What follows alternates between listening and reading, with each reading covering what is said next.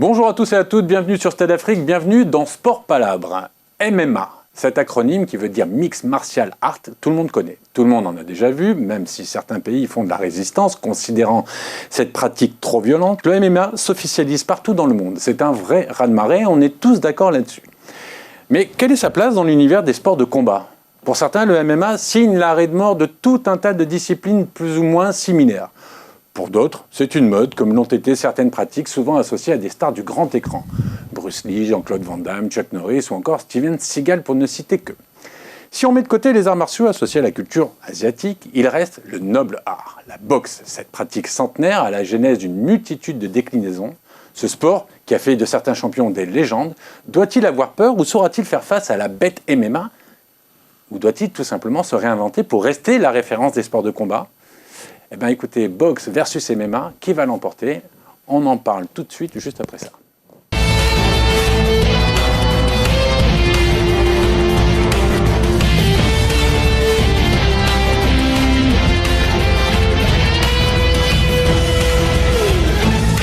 Point rouge, j'ai le plaisir d'accueillir pour la première fois un champion du monde de boxe, un champion du monde poids lourd, monsieur Carlos Takam. Bonjour Carlos. Bonjour. Ben voilà, donc un coin rouge, on annonce la couleur tout de suite. En face, il rigole, mais Carlos, avec son coach, enfin non, pas son coach, mais son partenaire coin rouge, Fabrice Moulin. Bonjour, merci de nous recevoir, on me recevoir. Fabrice, vous êtes le cofondateur de Curve Champion avec Souleymane Baye. Et président également. On en parlera tout à l'heure, mais on parlera de votre actualité à Dakar, de la salle et de tout ce que vous faites pour la boxe.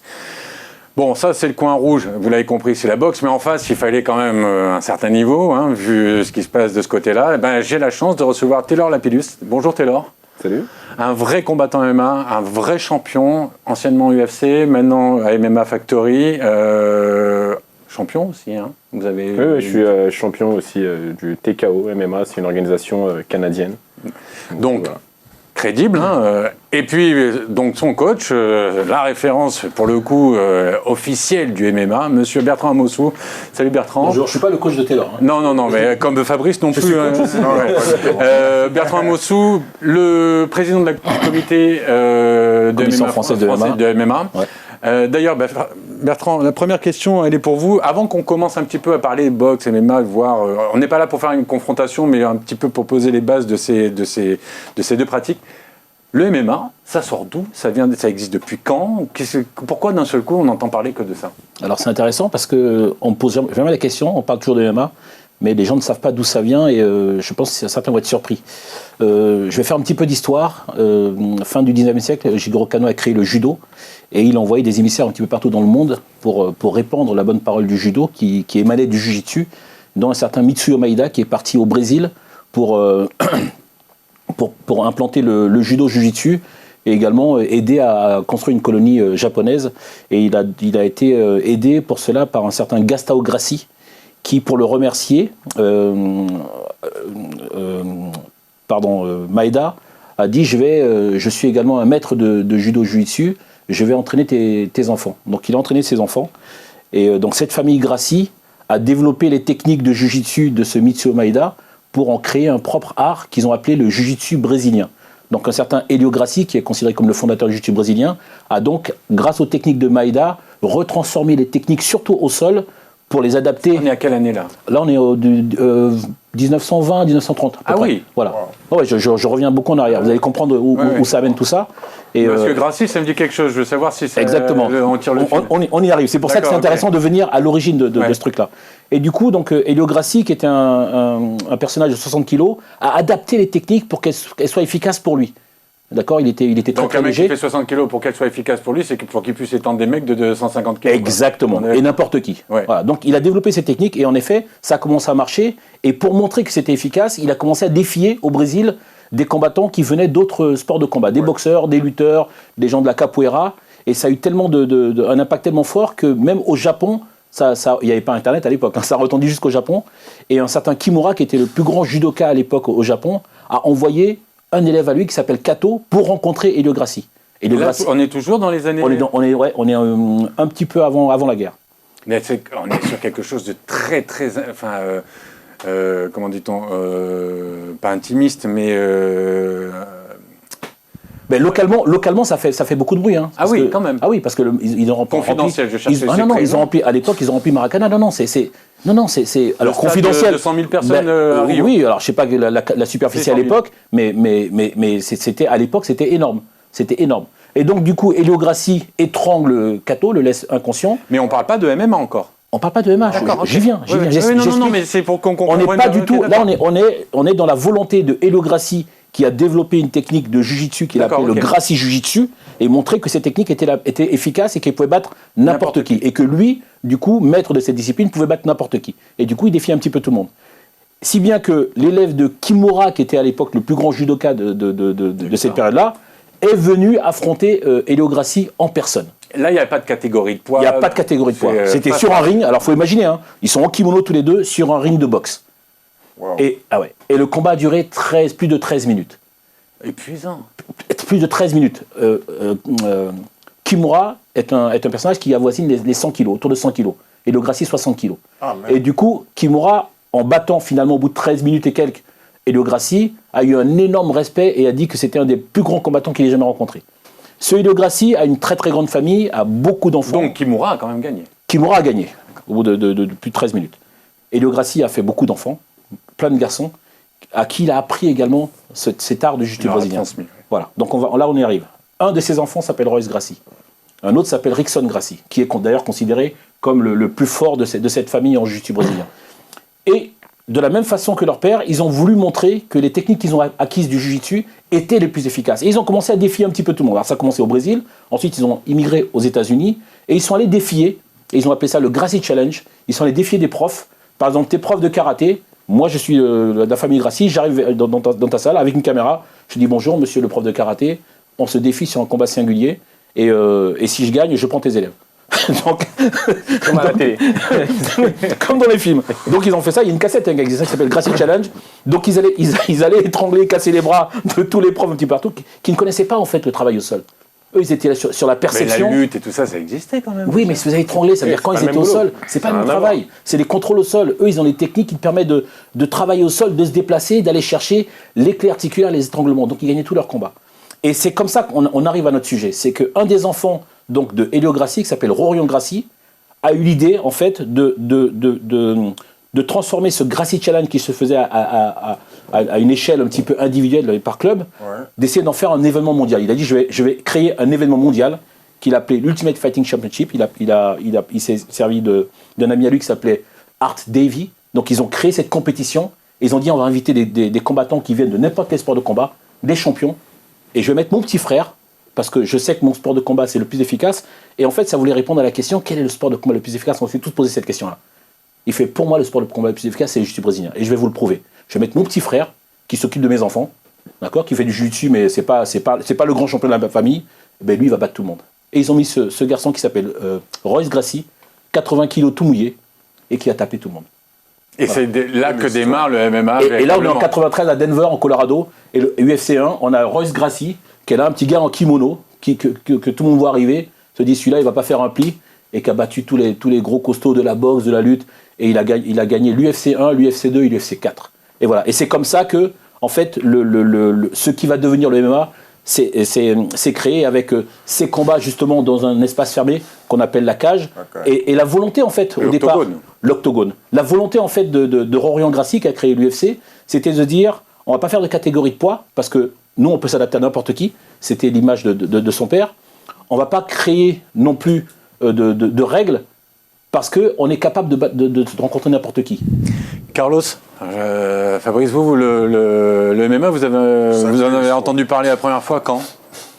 Le MMA, la première fois que j'ai entendu parler du MMA, c'était à la télé. Ça va faire quelque chose comme, je sais pas, 5 ans, 10 ans. D'accord. Ouais. J'étais quand même assez surpris par rapport à ces combattants, comme la façon dont ils se déplaçaient au sol, la façon dont ils étranglaient les gars, donc je ne savais pas si c'était le judo ou la boxe. Après, et vous n'aviez pas ce sentiment de... un doute, un scepticisme, genre comme la lutte un peu... c'est un peu du bidon. Et le catch, ouais. Le catch américain, ou tout de suite vous avez compris que c'était du sérieux? Non, moi personnellement, je n'ai jamais pris les MMA comme le catch, parce que c'est pas du spectacle, ça. C'est du vrai. C'est du spectacle quand même un peu. Oui, mais c'est du vrai. Le catch, c'est vraiment. C'est un spectacle pour adultes, mais c'est du spectacle. Ouais, le MMA, c'est vraiment du vrai. Non, moi, j'ai toujours cru que au début, je crois que les MMA, c'était la lutte. Au début. Mais vous connaissiez des gens, vous aviez pas des boxeurs, mais des gens que vous connaissiez qui en participent, ou vraiment vous avez vu la première fois en tant que spectateur? Personnellement, je ne connaissais pas quelqu'un qui de près, à part Francis. Francis Ngannou, ouais. Maintenant c'est un combattant et tout. Mais quand Francis est même arrivé ici en France, c'était pour la boxe qu'il venait en fait. Mais on l'a reçu, nous. Après il nous a raconté son histoire. Après un jour, il a commencé à me dire oui, j'ai fait du MMA et tout ça. J'ai dit ah ouais, c'est cool, c'est bien. Non, moi le MMA, en fait, je savais ce que c'était, mais on en voyait simplement sur une chaîne de télévision, je crois qu'elle était RTL 9, puisqu'ils ne sont pas diffuseurs ou implantés en France. Et donc en deuxième partie de soirée, c'est vrai qu'on voyait ça. Et ça fait des scores d'audience extraordinaires dans le monde entier. Il n'y a pas de. Pourquoi, selon vous? Parce que ça correspond un peu, je dirais, à la société dans laquelle on vit, où les gens ont besoin d'abord d'exulter ou d'expurger une certaine violence qu'il y a en eux ou qu'ils reçoivent, malheureusement. Et puis, c'est un peu, je dirais, la lutte est le plus ancien des sports, par exemple. Hein, les premiers Jeux Olympiques, même du temps de l'Antiquité, c'était la lutte. Donc, c'était toujours déjà le combat. Après qu'il y ait eu des évolutions avec d'autres pratiques, c'est naturel, avec des règles, etc. Mais après, le sport de combat, la lutte, la boxe, le MMA, ça fait partie de l'évolution. Et puis après, je dirais qu'il y a tout un business ou une économie qui s'est créée derrière. Alors, on en parlait, Taylor, avec Bertrand avant que vous arriviez. Moi, le MMA, je l'ai découvert en 93, c'est pas pour mon histoire personnelle, mais en 93-94, en faisant du pay-per-view et en voyant du free fight. Parce que Bertrand nous raconte la belle histoire du MMA avec une belle page historique, mais moi, j'ai découvert ça avec des mecs qui se défonçaient la gueule, sans règles, dans une cage, et je pense que ça a beaucoup aidé, ou malheureusement, porter atteinte à cette pratique, parce que les gens disaient mais il n'y a pas de règles, c'est ultra violent, c'est des sauvages. J'appelle ça un mal nécessaire. Voilà. Alors, vous l'avez connu quand, vous? Moi, je l'ai connu un peu plus tard, c'est-à-dire dans les années 2000. Je connaissais quelqu'un qui pratiquait à haut niveau le MMA, donc c'est comme ça que ça m'a permis de connaître Vous le venez MMA. de la boxe? Non, je viens pas de la boxe. Mais voilà, je connaissais quelqu'un dans le MMA et du coup, je me suis mis à suivre comme ça le MMA. Et puis, arrivé à l'âge de 15-16 ans, je faisais un peu de kickboxing, boxe thaï, un peu de jiu-jitsu. Ça m'a paru comme une évidence de Pourquoi? Qu'est-ce que vous trouviez dans le MMA que vous ne trouviez pas dans le kickboxing, boxe thaï et jiu-jitsu? C'est pas restrictif, en fait. On peut tout faire. C'est-à-dire qu'on peut très bien boxer, on peut très Donc bien... vous êtes en train de me dire que la boxe est restrictif? Un petit peu, quelque part, oui. Il n'y a qu'un seul compartiment dans lequel on peut exceller, alors que le MMA, je peux changer de compartiment, aller en lutte, aller au sol, rester en boxe. Donc c'est tout ça, en fait. Et je pense que c'est ce qui séduit aussi les gens, de se dire qu'ils peuvent toucher à tout. C'est un peu le principe du buffet à volonté, quoi. On arrive, on peut manger de tout. C'est le principe du MMA. Alors quelqu'un qui est diaphrée, qui mange pas assez, Carlos, le côté buffet à volonté, vous dans la boxe, vous l'avez ou pas? C'est vrai que dans la boxe, il y a des règles à suivre. Mais dans le MMA aussi, hein. Bien sûr. Oui, je veux dire, comme il a dit, comme il vient de le dire, en MMA, on peut aller au sol et tout, alors que la boxe, on ne va jamais au sol, quoi. Je veux dire, quand on accroche, au bout d'une certaine seconde, l'arbitre dit stop, on ne se sépare et tout. Donc, ce sont des règles à boxe, et je comprends très bien qu'il avait besoin de quelque chose de plus, comme il a dit, de plus expressif. Mais oui, mais souvent, alors, vous voulez pas aborder le sujet. Mais en fait, restrictif, c'est pas péjoratif, restrictif. Parce que chaque sport a ses règles, et le MMA combine justement les règles de tous les sports. Donc, restrictif, nous, quand on fait du MMA, on a besoin de la boxe. On a besoin d'aller s'entraîner avec des boxeurs. Question que je voulais vous poser, sans boxe, est-ce que le MMA existe? Bien sûr que non. D'accord. Bien sûr que non. Ça fait partie, en plus, pour le coup, la boxe fait partie des grosses dominantes du MMA. C'est-à-dire que dans le MMA, effectivement, on regroupe plein de sports de combat, mais il y a quand même certaines dominantes. Le MMA, ça commence à la boxe. La lutte, le jiu-jitsu grappling et effectivement la boxe. Donc on a besoin forcément de ce sport-là pour avoir le MMA, bien sûr. On va continuer, mais je voudrais revenir sur quelque chose que je l'ai vite abordé, on n'a pas continué. Bertrand, le free fight. Qu'est-ce que c'est venu faire au milieu de... Pourquoi on associe le free fight? Qu'est-ce que ça veut dire? Pourquoi Alors il faut faire attention dans les termes, parce que free fight... Non, mais donc, quand on a vu médiatiquement apparaître le MMA, ce qui est devenu les MMA, à la base, vous étiez d'accord avec moi pour dire que c'était du free fight. Oui, alors, on est en France, on dit free fight, mais je vais expliquer. Non, mais c'était du pay-per-view, ça venait des États-Unis. Oui, mais c'est pour ça que je parle de terminologie. D'accord. Et c'est ce que j'expliquais. Et j'expliquais tout à l'heure dans l'historique que la volonté de Rorion Gracie, c'était de ne pas mettre de règles, parce qu'il était... Si on met des règles dans une discipline, c'est qu'on favorise une discipline. Si je dis on reste debout, on n'a pas le droit de s'attraper et on va pas au sol, c'est de la boxe. Non. Si je dis mais c'est pour ça, c'est ça qu'il faut comprendre. Parce que le n'importe quoi qu'on a vu, c'est qu'on prenait des gens qui travaillaient, qui avaient l'habitude de combattre dans certaines règles et qui rentraient dans un truc qu'on pouvait tout faire.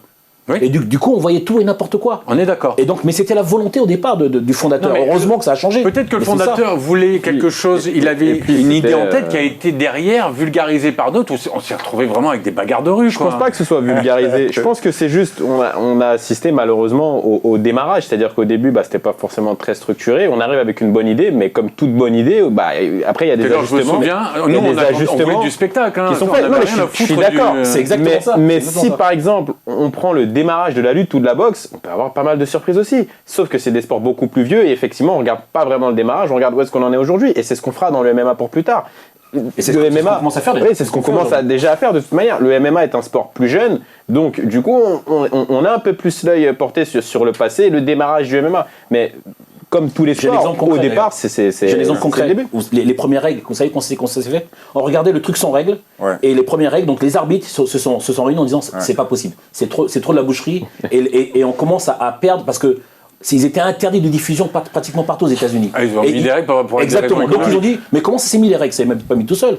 Ils ont vu par exemple, je prends un exemple, Tankabot qui est un combattant, qui prend le mec et qui essaie de le jeter par-dessus la cage. On dit non, ça craint, on ne jette pas un mec par-dessus la cage. Ils ont vu un mec en train de taper sur la coquille au sol. Ah non, ça c'est trop dangereux. On ne tape pas. Un mec accroché, ah non, on ne met pas les doigts dans les oreilles. Voilà comment ils ont écrit les règles. En fonction de n'importe quoi. Ben oui, du n'importe quoi qu'on voyait. Et ça c'est construit comme ça. Il y a énormément de règles. C'est-à-dire qu'il y a des gens disent souvent combat sans règles, mais ils n'imaginent pas le nombre de règles qu'il y a dans le MMA. On a 28. Carlos, Fabrice, quand vous voyez, en fait, comme le dit, on va garder un peu cette terminologie de buffet à volonté, puisqu'en plus c'est neuf, les médias, tout ça. Est-ce que pour la boxe, il n'y a pas une petite jalousie? On se dit pas, attends, ils ont tout et nous, on est toujours avec nos règles, on est toujours avec notre profil de boxe, on est toujours avec notre façon de faire. Est-ce que on craint un peu ce nouvel arrivant qui justement agrège tous les combats, toutes les formes de sport de combat et qui d'un seul coup, par la force des choses, est beaucoup plus spectaculaire? Non, vous le ressentez pas comme ça? Moi, personnellement, je crois qu'au fait, les MMA, comme je dis, c'est pas vraiment une concurrence pour la boxe. Ils peuvent bien se cohabiter. Tu vois, c'est des frères, c'est des amis. Tu vois, la boxe n'a pas peur du MMA, le MMA n'a pas peur de la boxe. 100%. Tu vois, le MMA n'a pas peur de la boxe n'a pas peur du MMA. Ils peuvent bien cohabiter ensemble. Mais c'est pas le même public. Nous, on a besoin du MMA. On a besoin de la boxe. Oui, tu dis c'est pas le même public. Il y a le public de la boxe qui suit les MMA et le public de MMA qui suit la boxe. Exactement. Ils font les deux. Aux États-Unis, je voyais, lors d'un combat de Canelo et lors d'un combat de MMA, je voyais presque les mêmes têtes, les mêmes personnes qui venaient regarder les deux organismes. Et pour rebondir sur ce que dit Carlos, je pense que d'ailleurs, c'est quasiment les deux seuls sports où tu peux effectivement avoir les mêmes gens qui regardent le sport. C'est-à-dire que le public, par exemple, je vais prendre le judo, c'est pas le même public qui va regarder les championnats du monde de judo qui va s'asseoir devant les championnats devant un championnat du monde de MMA. On a les mêmes codes. Ça n'a rien à voir. Ouais. Fabrice, vous êtes d'accord avec ça? Moi, la boxe, d'abord, ça s'appelle le noble art. Oui. D'ailleurs, on sait d'où ça vient, ça? Non. On pourrait appeler le MMA le noble... On va trouver un truc. Ne note pas. Ça va être difficile de l'appeler. Non, mais le noble art, c'est simplement... Non, si, je crois savoir de ça vient, mais... C'est, je dirais, une attitude et un savoir-vivre, et surtout basé sur le respect. Parce que, en fait, moi, ce que j'apprécie dans la boxe, c'est que, d'abord, ce sont deux combattants, et qu'il faut savoir ou pouvoir monter sur un ring. Je pense que ça change beaucoup de choses. Et ce que j'aime beaucoup, c'est que... jusque-là, pareil pour le MMA. Non, mais bien sûr, mais justement, c'est pour ça que je voulais en venir après pour le MMA, c'est qu'après, quoi qu'il arrive, même s'ils se sont mis minables, qu'ils se sont cognés, c'est qu'à la fin, ils se serrent la main.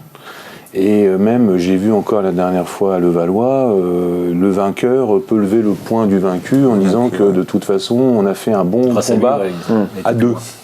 Et moi qui ai plutôt, je dirais, une culture du sport collectif, j'ai l'impression que la boxe et le rugby sont un peu parallèles en ce sens que pendant les 80 minutes ou les 12 rounds ou les 15 rounds, on se bat comme des chiens, mais qu'à la fin, on se serre la main, on fait la haie d'honneur. Il y a une fraternité. Et puis surtout, c'est qu'il y a différents codes qui sont les mêmes. C'est-à-dire qu'un petit, un grand, un fort, un costaud. Après, bon, il y a du poids, bien sûr, dans les catégories de boxe, mais il y a toujours ce respect, cette entraide. Et la boxe, c'est un sport individuel, mais pour travailler avec Souleymane depuis quelques années sur le projet, c'est un sport collectif. Mais qu'est-ce qui vous fait penser que le MMA, ils n'ont pas les mêmes valeurs, ils n'échangent pas la même chose? J'ai pas dit le contraire. D'accord. La seule chose, c'est que de toute façon, il y a la place pour les boxeurs, il y a la place pour le MMA, il y a la place pour les lutteurs. En plus, en ayant la salle installée aux Almadies au Sénégal, on ne fait aucune publicité, mais parce que la maison, elle s'appelle Cœur aux Champions, ce qui veut dire la maison des champions. On sait à quel point la lutte et donc, il y a aussi bien du taekwondoïste qui vient, du karatéka, du lutteur sénégalais, avec frappe, des lutteurs simples, si je peux dire, et puis il y a des boxeurs et de plus en plus de boxeurs, voilà. Mais ce qui est rigolo, si je peux réagir. Non, je vais laisser parler un peu Taylor quand même. Non, bien sûr, vous allez réagir. Taylor, juste vous, ce côté fraternel, vous le ressentez aussi? On enlève bien évidemment le côté un peu spectaculaire où on se chauffe avant, ça fait partie de la blague. C'est l'un des sports. Alors il y a quelque chose qui est très intéressant. Est-ce que ça vient de la boxe à votre avis? Je sais pas vraiment si ça vient de la boxe. Très sincèrement, je sais pas, parce que j'ai pas envie de tirer sur un autre sport, mais je trouve que il n'y a pas ces mêmes valeurs-là, par exemple, au judo. C'est-à-dire qu'on a un code qu'on respecte, mais on ne sent pas cette humanité-là entre les parce qu'ils en ont marre de se faire défoncer par Teddy Riner. Entre les combattants entre les combattants. C'est-à-dire qu'effectivement, il y a un code de ce qu'on doit faire, mais on ne sent pas vraiment quelque chose qui est sincère et qui sort du cœur. Après, on a la tête ensemble, on s'est mis des coups, mais on est content d'être là, on est content de ce qu'on vient de faire. Parce qu'on se fait mal ensemble, on est assez là où on ne le fait pas au judo, par exemple. Du combat. C'est exactement ça. Oui, c'est ça, c'est que là, on se fait mal ensemble et on peut le retrouver dans le rugby aussi, qui est un sport de combat par équipe. Et la raison, c'est ça, c'est qu'on fait un sport où on va au bout de nous-mêmes. Je dis pas qu'on va pas au bout de nous-mêmes au judo, moi j'étais combattant de judo. Donc, et je vais même dire, d'ailleurs c'est paradoxal, je trouve que physiquement, le judo c'est plus dur que le MMA. Plus dur physiquement dans la douleur qu'on reçoit. Je parle pas de la douleur des coups, la douleur physique. Mais par contre, l'engagement en termes de combat, il est beaucoup plus poussé en boxe ou en MMA qu'en judo. Ça veut dire quand je fais un combat de judo, je vais faire un combat, il n'y a pas ce risque il va me faire mal. Donc au niveau de l'entraînement, c'est pas pareil. Lorsqu'on prépare un combat de MMA, il y a derrière, dans la préparation, le risque de prendre le mauvais coup, tout le temps. Et donc c'est ça en fait qui lie les combattants. C'est ça qui les connecte et qui donne autant de respect, c'est parce qu'on a dépassé une certaine barrière. Je vais prendre une phrase qui peut choquer, mais j'espère qu'on la comprend bien, c'est de dire « je peux tout perdre ».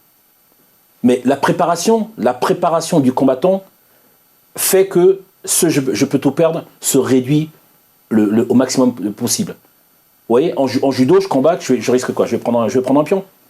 Ok, je ne parle pas de la blessure. En judo, je perds mon combat, je prends un pion. En boxe ou en MMA, je prends un KO. C'est quand même pas pareil, ça veut dire que la défaite est différente en boxe ou en judo. Alors c'est marrant parce qu'on en parlait avec Carlos tout à l'heure, on parlait d'autres choses et il me disait mais chez les poids lourds, c'est pas pareil que dans les autres catégories, pour le coup on peut tout perdre sur un coup. Je suis totalement d'accord. Est-ce que c'est la même chose dans le MMA? Et je vais même aller plus loin sur son expertise, parce que je trouve que c'est un petit peu pareil dans la boxe anglaise et dans le MMA. Je trouve que la catégorie poids lourd, c'est une catégorie qu'on peut comparer avec aucune autre. Ouais. Et ce qu'on demande d'un poids lourd, finalement, c'est de frapper fort et d'encaisser. Et on se rend compte avec l'histoire que les poids lourds qui ont duré... C'est un peu réducteur quand même. Non, c'est pas réducteur, mais ce que je veux dire, c'est qu'au bout d'un moment, on va pas se mentir, c'est ce qui fait la différence. La capacité à encaisser et de frapper fort et donc terminer les combats. Et on se rend compte que ceux qui finalement s'en sortent le plus sur du long terme sont les combattants qui ont ces facultés-là. Je parle dans le MMA comme dans la boxe anglaise. Et je vais prendre un exemple, en tout cas pour le MMA, avec Francis Ngannou qu'on connaît tous. Hein. Il prend peu de coups finalement, et on sait qu'il encaisse. Il prend peu de coups, et par contre, il a cette capacité à terminer les combats et frapper fort. Et donc, c'est pour ça qu'il arrive à traverser un petit peu et à marcher sur tous ses adversaires, parce qu'il a cette capacité-là, un petit peu comme Mike Tyson l'avait à l'époque pour la boxe. Ou Carlos Takam. Bien sûr. Carlos, vous êtes d'accord avec ça? Au fait, quand il parle de Paul en disant frapper, il faut encaisser, je suis pas d'accord. Frapper, il faut encaisser, quoi. Parce que je ne veux pas encaisser, après, je ne veux pas encaisser. Oui, après, il y a la technique. Personne ne va encaisser. Il y a la technique qui va rentrer en compte, mais... Frapper, il faut éviter d'encaisser le plus possible, quoi. Ces deux qualités-là... Ouais, tu frappes fort, mais tu évites d'encaisser. Mais je comprends ce que veut dire Taylor, c'est-à-dire qu'à un moment, on encaisse forcément à des moments ou d'autres, et c'est celui qui va le mieux encaisser qui va pouvoir... Voilà. Je sais en face à face. Surtout en boxe. On va malheureusement arriver au terme de la première partie, ça passe très vite. Est-ce que, parce que j'insiste sur mon petit côté MMA versus boxe, est-ce que le MMA n'est pas en train de prendre le pas? Est-ce que la MMA n'est pas aussi un sport beaucoup plus moderne dans l'esprit vis-à-vis de tout le monde, ne serait-ce que par sa mixité raciale? On a des combattants, on voit plus de mixité dans le MMA qu'on en voit en boxe. Dans certaines catégories de boxe, on voit que des boxeurs noirs. À part un Klitschko qui sort... mais je suis désolé, mais en MMA, j'ai l'impression. Et est-ce qu'aussi... Je reprends un peu les propos de Floyd Mayweather. Hein. Il a dit exactement la même chose. Il n'a pas pu venir, en fait. Il a presque mot pour mot. Il a dit la boxe, c'est un sport de noir, et le MMA... il a dit ça? Ah oui, un sport de blanc. C'est exactement ce qu'il a dit. Il a dit un sport de blanc pour le MMA? Ouais. Il a dit, en gros, est-ce que ça veut la même portée significative? Il a jugé que c'était un sport, que le MMA était un sport de blanc et que la boxe était un sport de noir. Moi, je ne suis pas tout à fait d'accord. En fait, quand tu dis dans cette catégorie, il n'y a que des noirs, tout ça. Quand tu vas dans le classement des poids lourds en boxe, regarde bien le classement. Il y a combien de noirs et combien de blancs? Il y a plus de blancs que de noirs. Non, mais le classement de 1 à 100 ou de 1 à 10? Parce que de 1 à 10... Disons de 1 à 20.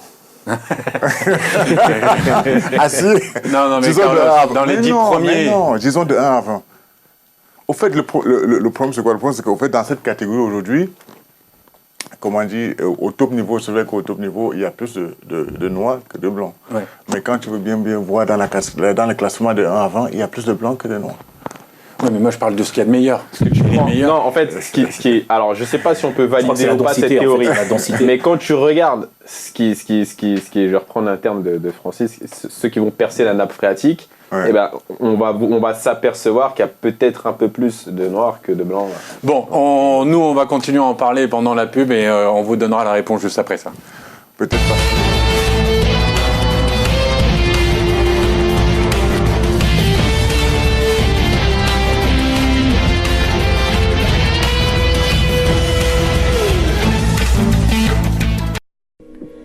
Bonne nouvelle pour tous les passionnés de sport, l'application Stade Afrique est enfin disponible. Où vous voulez, quand vous voulez, l'application Stade Afrique vous permet de suivre tous vos programmes en direct ou en replay. Sans oublier le meilleur des actualités sport Afrique à travers notre fil d'infos, ainsi que toutes les diffusions de vos programmes préférés sur notre grille de programmes. Stade Afrique, c'est aussi la possibilité de contacter directement vos animateurs favoris, tous les jours à toute heure, regardez Stade Afrique en live gratuitement, accéder au replay complet de nos meilleurs programmes, toute l'info sport Afrique gratuite dans l'application Stade Afrique. Stade Afrique, l'application toujours plus proche de ses téléspectateurs. La nouvelle application Stade Afrique, c'est simple, c'est gratuit, alors n'attendez plus, téléchargez-la dès maintenant sur l'Apple Store et Google Play. Stade Afrique, on aime le sport, on aime l'Afrique.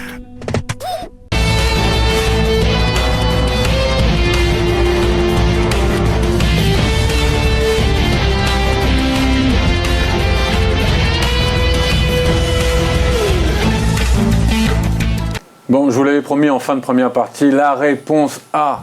Pourquoi cette mixité ou cette diversité dans la boxe, enfin dans le MMA plus que dans la boxe? C'est Taylor qui a eu le dernier mot, il a dit que c'était un ascenseur social. Jean-Claude Bertrand. C'est moi qui ai dit. Ouais, non, mais c'est on est d'accord. Alors, je vais continuer dans ma petite idée de... je représente mes invités pour ceux qui ne nous auraient pas vus en première partie. Carlos Takam, champion du monde poids lourd WBF. Fabrice Poulain, cofondateur avec Suleiman Bay, le grand champion, 3 fois champion du monde, Suleiman, de Car of Champion. Taylor Lapillus, combattant MMA, champion UFC. C'était en quelle année non, pas UFC, c'est... champion TKO. TKO, c'était en quelle année C'était il y a quelques mois. Là. Ah, ouais. Ah donc... c'est toujours le champion. Actuellement, je suis toujours le champion. Ah ouais. C'est la plus grosse organisation au Canada. Donc vous remarquerez que le MMA fait preuve de beaucoup d'humilité. Et non, je vais parler de Bertrand maintenant. Et Bertrand Amossou, le président de la Commission française de... Oui, parce qu'à chaque fois j'ai envie de dire fédération. Tiens d'ailleurs Bertrand, pourquoi il n'y a pas de fédération française de MMA ? Ben justement, c'est en train de, grâce à notre ministre Roxana Maracineanu, c'est en train de le sujet est sur la table. Alors la ministre officialise, c'est une chose. Les combats MMA, parce que le MMA se pratique en club. Non. Alors, elle n'officialise pas. Elle a posé un cadre pour une prochaine reconnaissance. C'est pas encore fait. Il y a deux choses. Non, mais pour moi, dans mon esprit, alors peut-être que j'ai tort. Il y a deux choses. Il y a on autorise les combats sur le territoire français. Et il y a l'existence d'une fédération.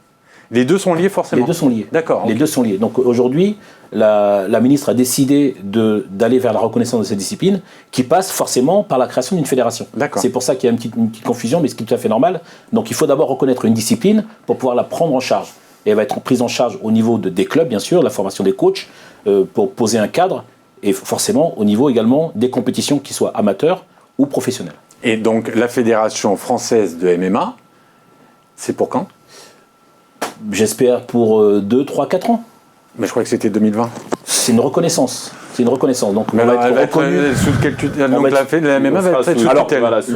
Ouais, donc en fait, la ministre le cadre qu'elle a posé, c'est une AMI, on appelle la manifestation d'intérêt auprès des fédérations qui voudraient accueillir le MMA. Elles se sont toutes proposées pour accueillir donc et encadrer le MMA, aider à encadrer le MMA. Donc le MMA interviendrait comme un comité fédéral qui n'a pas de délégation pour commencer à fonctionner et d'ici quelques années voler de ses propres ailes. D'accord, donc ça c'est le beau discours officiel bien langue de bois. Maintenant on va dire clairement les choses. Pourquoi on n'a pas tout de suite donné une fédération à la MMA ? C'est pour ménager quelle susceptibilité et pourquoi ça fait peur avec sa concurrence et ça fait peur à... encore prêt à parce qu'on est d'accord Taylor, c'est ça l'histoire. Après on a... Non mais si la France... pour prendre la...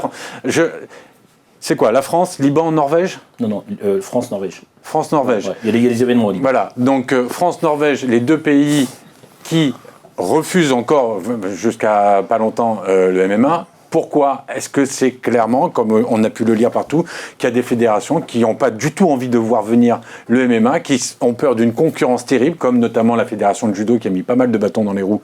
C'est moi qui le dis, c'est pas Bertrand. Je peux le dire, qui continue à le faire. Avec son directeur qui a clairement bloqué. J'ai balancé. Qui a clairement bloqué et qui a fait beaucoup de lobbying pour éviter l'arrivée du MMA. Donc là, cette histoire de fédération dans 2 ans, c'est juste pour ménager... Non, sincèrement, pour nous, c'est comme l'a dit Taylor, aujourd'hui, le monde du MMA n'est pas prêt à se gérer tout seul. Ça veut dire quoi, il n'est pas prêt ? Non, ça veut dire qu'une fédération... Il n'y a pas de dirigeant, il n'y a pas de...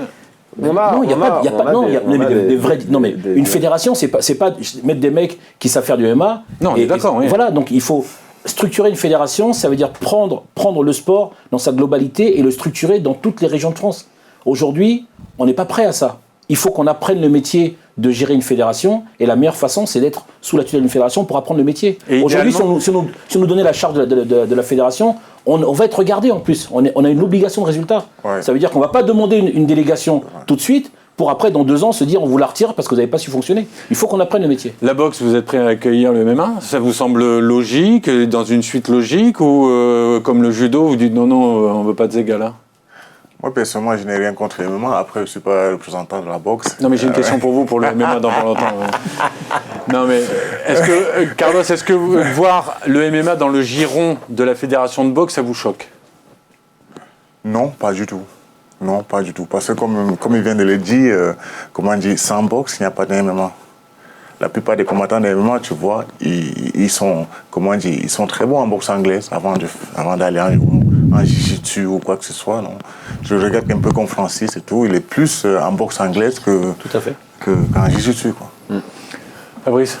Ouais, pour reprendre ce que disait notre invité, là, Bertrand, Bertrand, il y a un moment où il faut être un peu dans le cadre d'une couveuse, comme une start-up, tout simplement.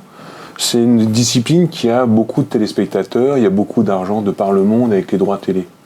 Après, qui est, je dirais, une épreuve de 2 ans, 3 ans pour structurer, parce que, comme il le dit, une fédération, c'est pas claquer des doigts, c'est qu'il faut d'abord des pratiquants, ou des licenciés. Après, il faut des cadres techniques, il faut des instructeurs, il faut monter des compétitions, il faut des arbitres. Ça prend du temps. Ça prend du temps. Et à partir de là, j'ai pas de soucis avec la boxe, le MMA. Ouais, non, mais moi je comprends tout à fait, comme dans l'esprit de start-up, qu'ils soient abrités pendant une période d'incubation, tout simplement, et qu'au fur et à mesure, étage par étage, ils se structurent et qu'ils puissent être les propres organisateurs de leur compétition. C'est ça qui est le but du jeu. Je pense que ce sera possible assez rapidement parce qu'on a la chance, malgré tout, d'avoir quand même des gens compétents. Bertrand en fait partie, il est déjà président d'un comité. Donc je pense que dans quelques temps, il pourra rapidement faire la transition entre président du comité et président de la Fédé pour la diriger. Mais on a, je pense qu'on peut appeler ça de l'humilité, de se dire qu'on a besoin d'apprendre d'une Fédé qui est plus vieille pour pouvoir prospérer dans le temps. Mais il n'existe pas une fédération de MMA mondiale. Si, bien sûr. Comme la FIFA. Si, je suis l'ex-président d'ailleurs de cette fédération qui s'appelle International Mixed Martial Arts Federation, IMAF. Ouais. J'en suis aujourd'hui le directeur. Et pourquoi la France, elle ne serait pas sous le giron de cette... On est, alors la commission française de MMA que je préside est déjà sous le giron de cette fédération. Mais ça n'a rien à voir avec ce qui se passe individuellement en France. On est une commission française qui n'est pas reconnue par notre pays, mais on est quand même rattaché à la Fédération internationale. Quand je vous écoute, Bertrand, quand je vous écoute tous, en même temps, je suis en train de me dire, mais est-ce qu'on n'a pas été un peu trop vite avec le MMA? C'est-à-dire, est-ce qu'on ne l'a pas déjà mis en devanture de magasin, en mettant les plus beaux articles, si on fait une analogie avec du commerce, mais derrière, en stock, on n'a rien, on n'a pas de vendeur. Est-ce qu'on n'a pas mis un peu la charrue avant les bœufs, là? Est-ce qu'on n'est pas en train de courir un petit peu tout le monde parle du MMA, c'est sur les écrans, il y a des compétitions, il y a l'UFC, le K1, Bellator, enfin, il y a pas mal de choses. Et au moment où il faut que ça devienne construit et que ça puisse perdurer et ça puisse s'installer dans le temps, on se rend compte que finalement, ouais, mais on manque de ça, on manque de ça, on manque de ça. Non, c'est pas ça. Non. Le MMA, aujourd'hui, les clubs sont pleins d'élèves. Ça veut dire qu'on n'a pas été trop vite, c'est qu'on a même perdu du temps. C'est que ces élèves-là, tous les gens qui pratiquent le MMA, et on parle de 30 000, 40 000, 50 000, le chiffre on ne le connaît pas, ils ont besoin de coachs qui soient formés pour les accueillir. Et ça on n'a pas. Donc on a des gens qui s'entraînent, mais on a des coachs qui sont sûrement très très bons, mais plein qui sont pas formés pour ça. Et le fait d'avoir attendu, justement, ça n'a pas arrêté le flux de personnes qui vont dans les clubs. Il faut les prendre en charge.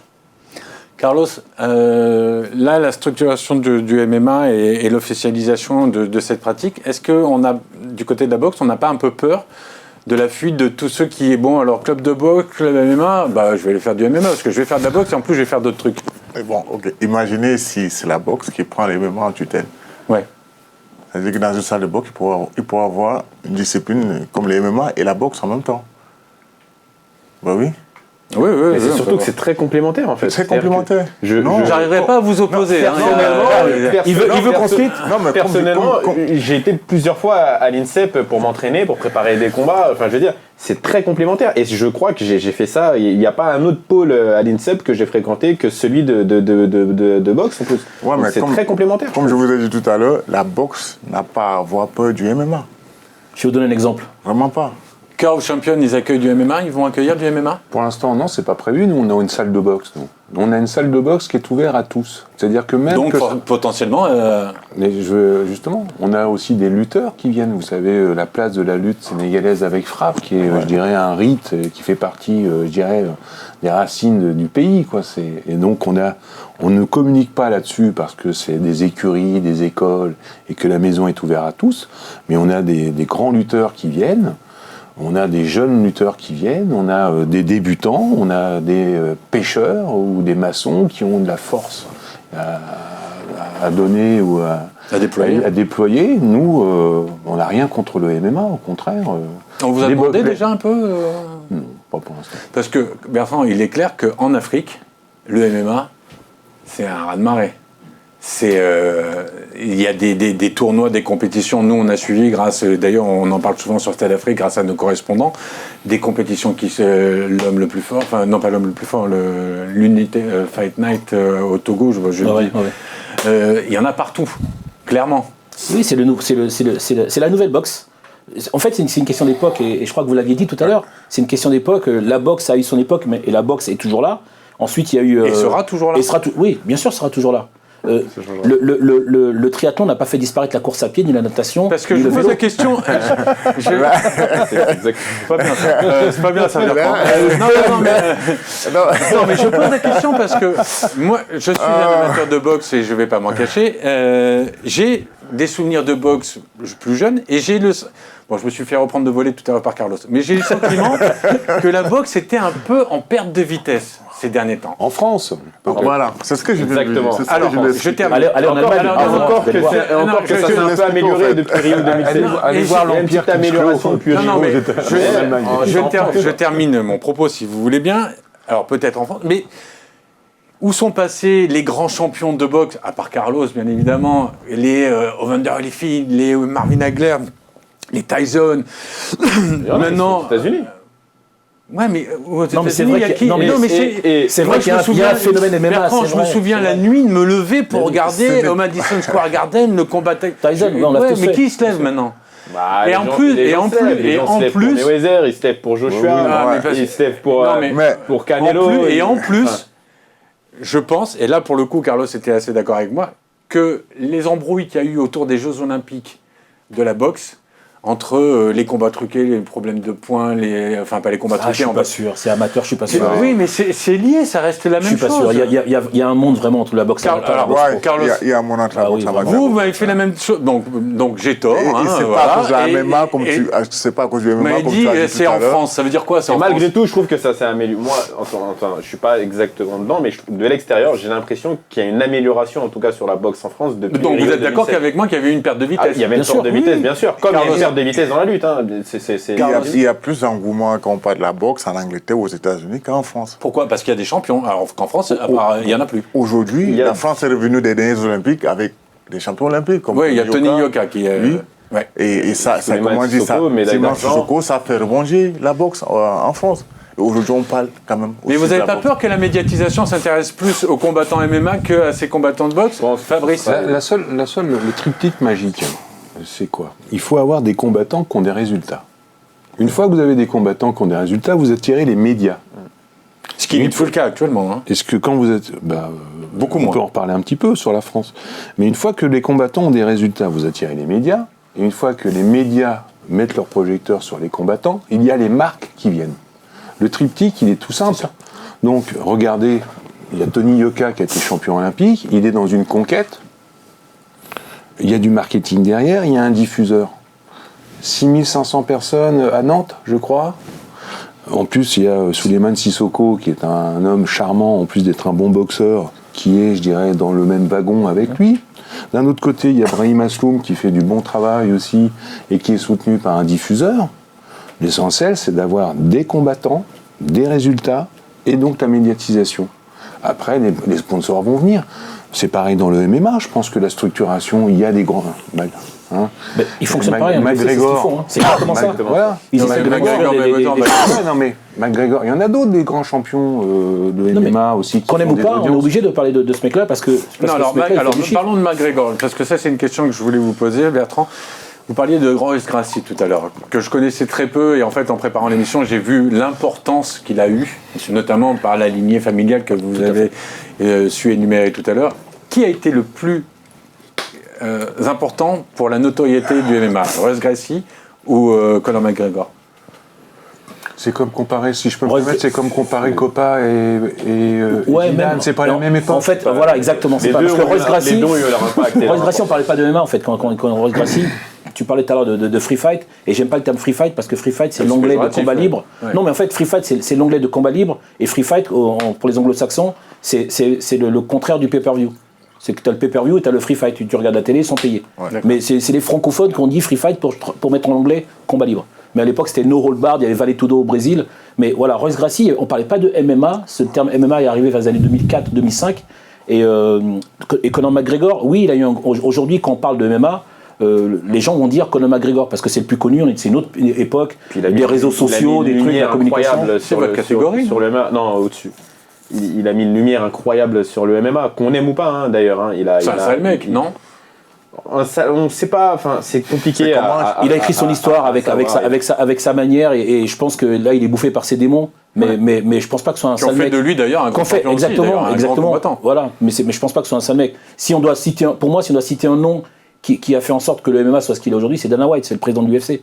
C'est lui qui a. Vous parlez côté business. Non, mais quand on parle du MMA, on est obligé de parler côté business. On ne peut pas parler seulement des combattants. Les combattants, ils ont été faits par l'organisation. Exactement. Et c'est celui qui a pensé le truc comme ça. C'est celui qui a eu la vision. À fabriquer Conor McGregor. Donc c'est un produit, le MMA. Le MMA, j'ai une question aussi que je voulais poser. Est-ce que c'est les médias qui ont fabriqué le MMA? Non, les médias font partie de cet univers-là. Parce que le sport, il existe. Le sport, aujourd'hui, il existe dans les clubs. Non, mais le vrai boss du MMA, c'est le média, en fait. Non. C'est pas le... Mais...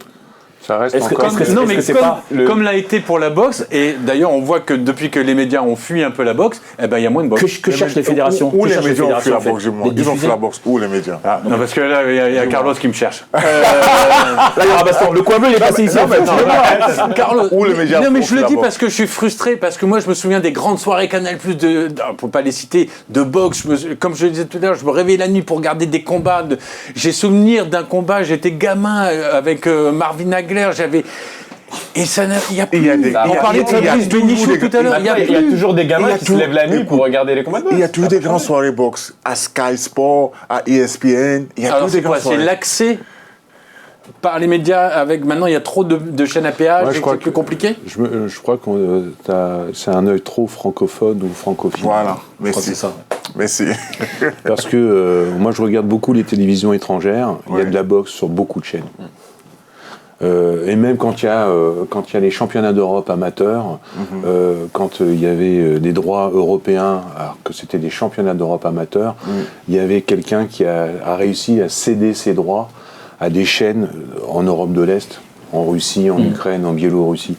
Nous, la France, le manque de boxeurs, tête de gondole ou champions, n'attire pas les médias, puisqu'il n'y avait pas de résultats. Là, on a eu des résultats, enfin, la France a eu des résultats à Rio 2016. Une machine s'est enclenchée. Il y en a d'autres. Bon, s'il y en a un autre champion du monde dont on parle peu, c'est Nordine Oulibaly. Qu'on a reçu aussi. Qui est aussi une belle personne. C'est un scandale qu'on parle pas plus de ce mec-là. Pourquoi il n'attire pas qu'on parle plus de ce mec-là? On n'en parle pas. Les médias devraient... Alors, notre gouverne, Stade Afrique l'a reçu. On a beaucoup parlé de lui sur votre site ou sur votre chaîne de télévision. Mais lui aussi, il devrait attirer normalement les médias et alors pourquoi il l'attire pas plus que ça? Parce qu'il n'est pas exposé en France, tout simplement. Et pourquoi il n'est pas exposé en France? Il est champion du monde.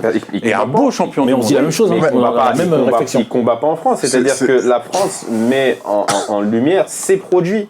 C'est-à-dire que la conquête, c'est un produit pur français. En fait, donc du coup, il y a une exposition, il y a une com qui est faite sur les combattants de la conquête. Je pense que c'est les médias. Moi, c'est les médias. Moi, j'allais poser la question. Il n'est pas sexy ou je ne sais pas ce qu'il a. Tu nous poses cette question, j'allais te poser la même question. Pourquoi les médias, pourquoi vous les médias ne vous intéressez pas à Nordine? Mais nous, on s'est intéressés. Après, il y a aussi quelque chose qui est quand même important. Je pense que c'est aussi culturel. C'est-à-dire qu'on n'est pas un pays d'arts martiaux. Il y a aussi ça. Donc, effectivement, quand on va avoir des champions, on va avoir de la visibilité, on va trouver un sens marketing à promouvoir le sport ou un athlète, on va le faire, mais on n'est pas un pays au départ sur les arts martiaux. On va plus favoriser le foot ou le rugby. Je vais même aller plus loin. On est plutôt un pays de sportifs, c'est-à-dire d'athlètes qui réussissent, qu'un pays sportif. Oui, parce que je sais pas pourquoi tu parlais. Tyson, on le voyait. Je pensais à Teddy Riner. Et donc, Teddy Riner, voilà, c'est un champion. Mais c'est d'abord Teddy Riner. Et puis lui, il passe partout. C'est-à-dire qu'il est avec Renault, il est avec un autre jour Ford, demain il sera avec Peugeot. Enfin, on ne sait même plus. Mercedes, c'était comme David Douillet il y a quelques années. C'est-à-dire qu'il est partout. Tu crois qu'on favorise certains sports? Oui, je pense que oui. Je pense qu'il y a certains sports qui sont plus mis en avant en France, comme le foot. Mais il a raison. Et le tennis, on n'a pas de vainqueur de Roland Garros depuis 83, Yannick Noah. Et pourtant, le tennis, c'est partout à la télé. Et pourtant, il n'y a pas de Français champions aujourd'hui. Ça, c'est vrai, ça. Et pourtant, du tennis, on en mange. Et il y a nous, à la boxe, on a des champions, mais qui passent à nous, on ne pas. Donc, c'est incroyable. C'est vrai que c'est bizarre. C'est juste, c'est la culture, c'est qu'on n'est pas sur les arts martiaux, malheureusement. Alors, il y a aussi quelque chose que la boxe a en plus du MMA, c'est que la boxe a une histoire culturelle, artistique, cinématographique. Puisqu'on le dit souvent, et même dans les médias, on dit qu'aller filmer un combat de boxe, c'est visuellement, c'est beaucoup plus facile parce que y a tous les codes esthétiques pour pouvoir filmer un beau combat de boxe. Je parle de Rocky ou pas? Allez, je parle de Rocky, je me fais plaisir. Rocky, c'est du cinéma, c'est pas la on est boxe. d'accord. Bien, Ouais. non, mais je pense quand même que ça a fait du bien à la boxe aussi. Du bien et du mal, mais malgré tout, je pense que... Et la question, il est où le Rocky du MMA? Bah, je vais vous le dire, moi, le Rocky du MMA. Si on prend une période. Parce que pour le coup, c'est visuel aussi. Si on prend une vie humaine, qui, on va dire 100 ans, la boxe a 60 ans. Non, la boxe. Ah oui, d'accord. Non, je prends sur 100 ans. D'accord. D'accord. La boxe a 60 ans. On a 5 ans, le MMA. On a un enfant de 5 ans. Voilà, donc pour l'instant, le Rocky, il va pas exister, mais même ça va beaucoup plus vite en termes de communication. Il y a déjà des trucs sur Conor McGregor, je pense qu'ils font des films sur John Jones, ça va venir, mais on est un sport super jeune. Donc il faut laisser le temps de grandir et puis d'écrire notre histoire aussi. Alors si la boxe a de l'avance sur l'aspect culturel et artistique, notamment par rapport au cinéma, on peut parler de Raging Bull aussi, ce genre de film. Pour le coup, le MMA, on doit les féliciter parce que l'égalité homme-femme, ils n'ont pas mis 250 ans pour accepter les boxeuses sur les rings et les femmes dans le MMA. On avait fait une émission. En main event. On a fait une émission d'ailleurs où je posais la question, le MMA, est-ce que c'est un sport de film avec Zen, Zwag, que vous connaissez bien sûr, qui est dans la Factory. Et elles sont présentes. Et elles font des combats spectaculaires. Elles font des combats... Qui c'est qui m'en parlait dernièrement, qui disait, je suis impressionné de voir des femmes combattre en MMA. Pourquoi la boxe a mis autant de temps et que c'est toujours pas tellement accepté par rapport à... C'était un sport de gentleman à la base, la boxe. Hein. C'était pas fait...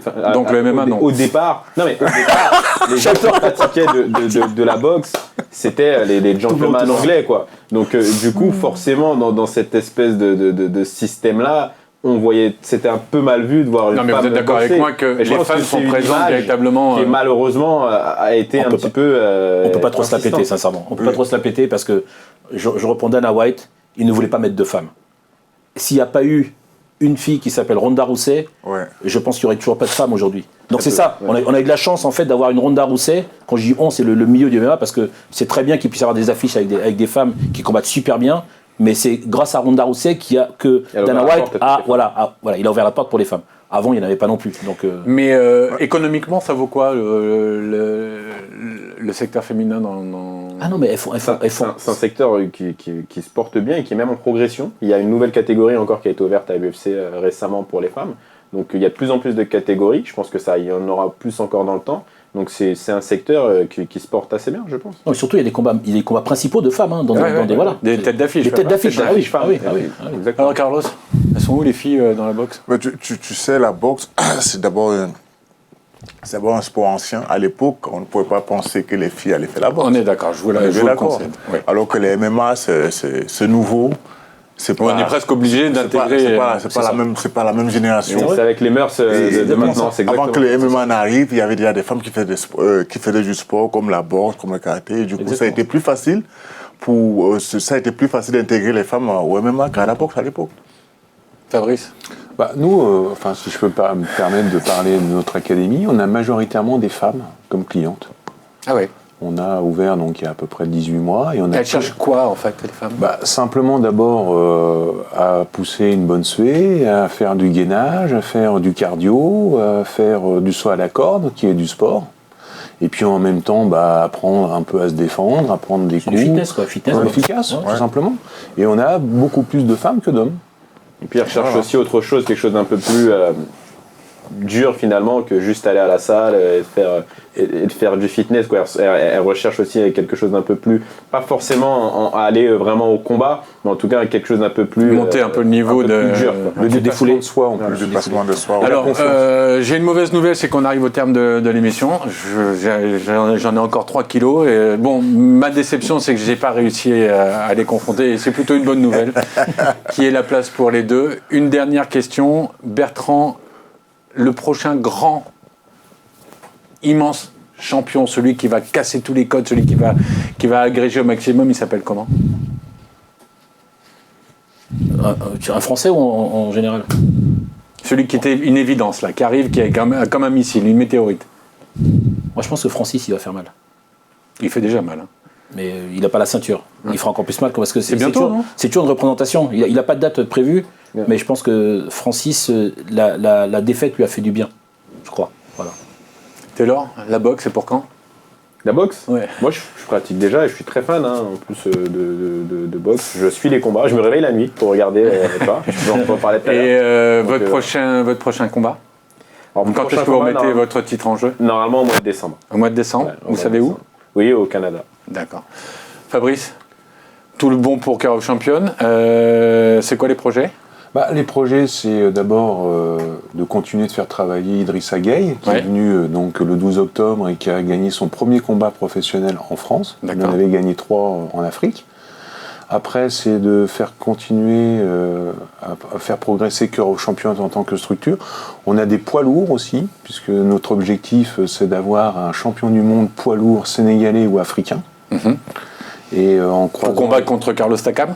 Avec plaisir. Oui. Et il a déjà le champion. Et en plus, le Sénégal s'est doté d'un certain nombre d'infrastructures.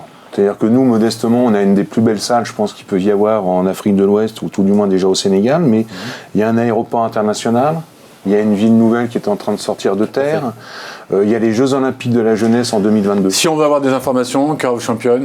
.com. Ok. Carlos dans un octogone, c'est pour quand? Waouh.